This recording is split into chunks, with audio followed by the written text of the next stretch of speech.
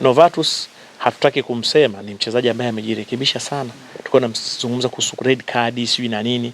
Leo amekuwa perfect, kacheza kwenye kiwango bora kwa uwezo mkubwa, ametuliza timu. Lakini ukija Tari na Lakia amecheza naye kwenye kiwango bora kabisa. Mchezaji ambaye niona kidogo mechi ilimshinda toka mechi ya kwanza, nafikiri baada ya hapo tena kocha kumpa nafasi alikuwa ni Kevin, ambao bado ana nafasi ya kujirekebisha na kuendelea kufanya vizuri zaidi. Lakini wakongwe Mbwana na Simon Msuva pamoja na ukongwe wao, umeiona kazi yao, wamefanya kazi yao kwa uzuri kabisa. Samata ambaye kwenye timu ya taifa anaitwa kwa kushauriwa, kwa sababu yeye anaona kuna nafasi wanaweza kupata watu wengine. Leo kwa heshima kubwa kabisa amekuwa sehemu ya kikosi chetu kikiandika rekodi, na kwangu mimi ndio namuona ndio kapteni mwenye mafanikio zaidi kuliko makapteni wote waliowahi kutokea kwenye timu yetu ya taifa. Amefanya kazi yake kwa weledi mkubwa, ameshirikiana na wenzake vizuri kabisa.